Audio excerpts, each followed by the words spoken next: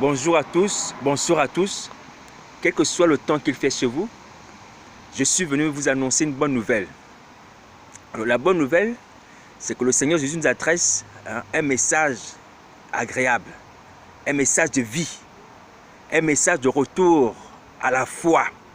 Donc, Ézéchiel chapitre 37, donc la résurrection des morts, la résurrection des ossements desséchés. Donc le message d'Ézéchiel 37, c'est le message que le Seigneur Jésus nous adresse aujourd'hui.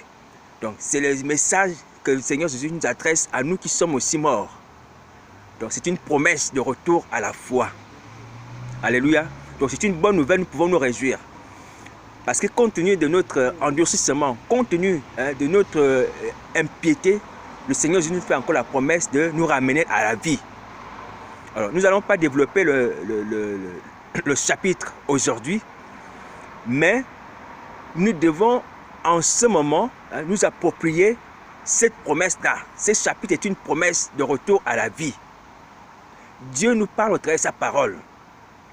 Et sa parole aujourd'hui, c'est que nous allons revivre comme les ossements desséchés d'Ézéchiel 37. Alléluia. Donc on peut se réjouir de cela. On peut se réjouir de cela parce que c'est une révélation aussi. Donc ce n'est pas un message pris comme ça parce que j'ai envie de vous donner quelque chose. Non, c'est quelque chose qui vient du ciel. C'est le Seigneur lui-même qui a donné cela.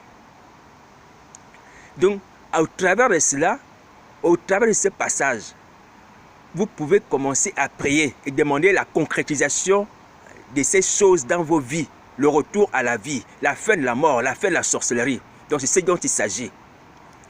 Donc la résurrection des ossements desséchés, c'est la fin de la mort, la fin de la sorcellerie, de l'idolâtrie, de toutes les choses que vous pratiquez là. Ces choses vont finir.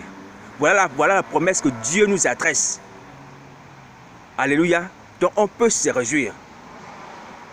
Donc, mais seulement ce que le Seigneur Jésus exige de nous, c'est que nous puissions y ajouter la foi. Nous devons avoir foi. Nous devons avoir foi en sa capacité de nous ramener à la vie. Il a dit, je suis la résurrection à la vie. Celui qui croit en moi vivra. Et quiconque vit et croit en moi ne mourra jamais. Dans Jean chapitre 11, verset 25. Donc il est la résurrection et la vie. Donc nous avons toutes les raisons de croire qu'il peut nous ressusciter. Il a ressuscité le fils de la veuve de Naïn. Il a ressuscité Lazare. Et au travers de lui, Pierre a ressuscité Tabitha. Donc il peut aussi nous ressusciter. Et comme c'est sa volonté, il le fera. Ce qu'il promet, il réalise. Alléluia. Donc la foi est l'instrument au travers duquel le Seigneur Jésus opère. Il nous faut la foi. La foi, c'est quoi? La foi, c'est une ferme assurance des choses qu'on espère, une démonstration de celles qu'on ne voit pas. Donc Hébreux chapitre 11, verset 1. Donc, une ferme assurance des choses qu'on espère. Donc l'assurance, c'est du domaine du cœur.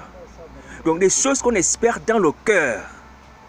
Vous comprenez? Donc quand on espère quelque chose dans son cœur, quand on espère quelque chose dans son cœur, on a l'assurance de quelque chose dans son cœur, on a la foi. Alléluia.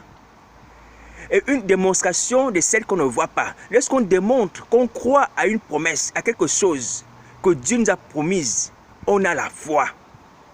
Donc la foi est conçue de deux choses. Donc une chose de deux phases ou de deux facettes. Une facette intérieure qui consiste à avoir l'assurance dans son cœur et une deuxième facette qui consiste à manifester la démonstration de cette assurance-là.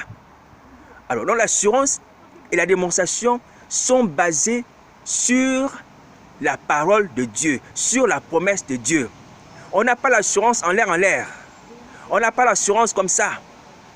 Pour avoir une pensée positive, il faut être positif dans la vie, optimiste comme ça en l'air. Non, la foi c'est pas comme ça en l'air, positif comme ça, non. La foi se base sur la parole de Dieu, sur la promesse de Dieu à ton égard. Donc l'assurance est basée sur cela. La démonstration est basée aussi sur la parole de Dieu. Donc ces deux phases de la foi sont basées sur la parole de Dieu. Et la Bible dit encore que la foi vient de ce qu'on entend et ce qu'on entend vient de la parole de Dieu. Alors donc, ce qu'on entend vient de la parole de Dieu. Donc, pour avoir foi dans la promesse que le Seigneur Jésus nous fait aujourd'hui, qui consiste à nous promettre la résurrection. Nous devons nous baser sur les choses que nous avons entendues de sa part. Nous avons entendu quoi? Nous avons entendu qu'il a ressuscité Lazare. Dans le livre de Jean, chapitre 11, il a ressuscité Lazare. Il a ressuscité la vie, le fils de la veuve de Naïn. Il a fait en sorte que Pierre puisse ressusciter Tabitha. Donc, le Seigneur Jésus a déjà à son actif réalisé des résurrections des morts. Et à Golgotha, lorsqu'il est mort, la Bible dit qu'il y a les saints qui sont sortis des sépulcres. Il y a eu encore des résurrections à Golgotha lorsqu'il est mort. Alléluia. Donc, le Seigneur Jésus ne peut pas être quelqu'un qui va nous donner des paroles sans avoir à son actif une histoire. La possibilité est réalisée. Il a déjà démontré. Alors, même s'il s'agissait de résurrections physiques, mais ces résurrections physiques englobent également la résurrection spirituelle. Alléluia.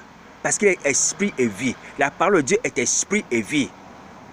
Donc, les résurrections physiques, il fait aussi les résurrections spirituelles. C'est-à-dire que le fait d'avoir encore la vie en Jésus, la vie éternelle, la vie de Dieu, la vie d'enfant de Dieu, que nous avions autrefois. Alléluia. Donc, qu'elle soit physique, qu'elle soit spirituelle, le Seigneur Jésus opère toutes les résurrections.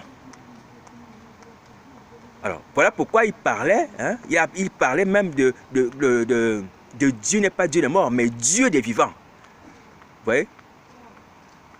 Donc, Dieu n'est pas Dieu des morts, mais Dieu des vivants. Donc, Dieu est celui qui donne la vie aux vivants. Dieu collabore avec les vivants et Dieu veut nous ressusciter pour continuer à collaborer avec nous. Alléluia. Donc, ce que le Seigneur Jésus exige de nous, demande de nous par rapport à cette promesse, c'est que nous puissions y ajouter la foi, la confiance. C'est possible. Tu ne mourras pas dans la sorcellerie. Tu ne mourras pas dans la vallée des ossements desséchés. Tu ne mourras pas dans le pays lointain où tu paies les pourceaux. Tu ne mourras pas là-bas. Si tu as fait tienne cette parole, si tu captes cette parole, Ézéchiel 37, tu l'appliques sur toi, dans ta prière, tu ne mourras pas, tu revivras. Donc aujourd'hui, c'est le temps de la visitation. Aujourd'hui, c'est le temps de la grâce. Vous savez que Jérusalem, comme on l'a dit la dernière fois, n'avait pas connu le temps de la visitation. Et le Seigneur s'était caché. Il a dit, vous ne me verrez plus jamais. Donc, aujourd'hui, nous avons le temps de la visitation, nous avons le temps de la grâce. Nous avons le temps du retour à la vie. Nous avons le temps où le Seigneur Jésus est disposé et disponible pour nous libérer, pour nous ramener à lui, pour nous changer de vêtements, pour nous purifier, nous laver, pour combattre pour nous.